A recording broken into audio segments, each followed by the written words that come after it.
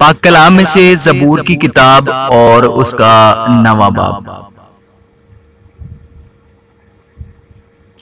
मैं अपने पूरे दिल से खुदावंद की शुक्रगुजारी करूंगा।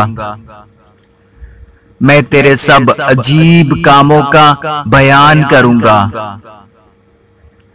मैं तुझ में खुशी मनाऊंगा और मसरूर होऊंगा।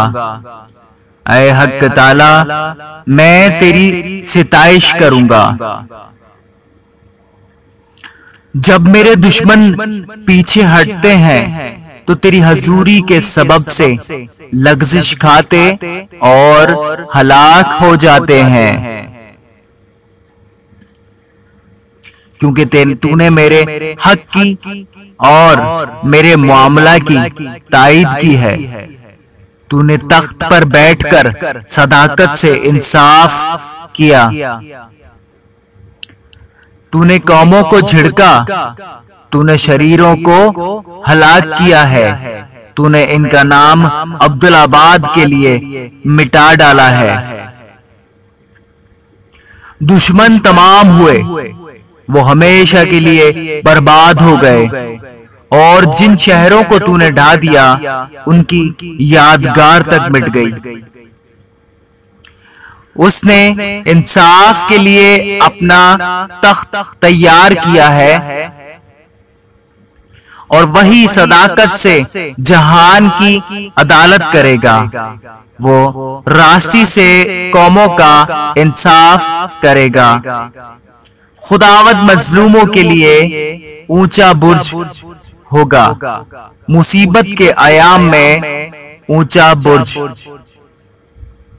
और वो जो तेरा नाम जानते हैं तुझ पर तवक्कुल करेंगे, क्योंकि ऐ खुदावंद, तूने अपने तालिबों को तर्क नहीं किया। खुदावंद के दरमियान उसके कामों का बयान करो, क्योंकि खून की परसिश करने वाला उनको याद रखता है। वो गरीबों की फरियाद को नहीं भूलता।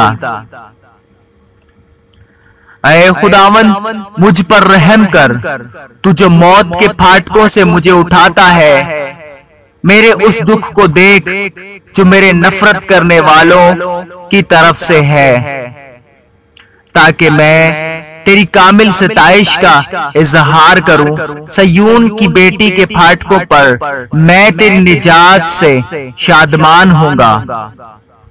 कौमें खुद उस घड़े में गिरी है जिसे उन्होंने खोदा था। जो जाल उन्होंने लगाया था उसमें उन्हीं का पांव फंसा।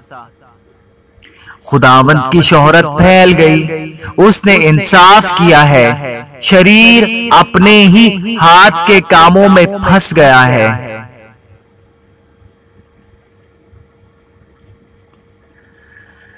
शरीर पाताल में जाएंगे, यानी वो सब कौमें जो खुदा को भूल जाती हैं, क्योंकि मस्कीन सदा भूले बिसरे ना रहेंगे, ना गरीबों की उम्मीद हमेशा के लिए टूटेगी।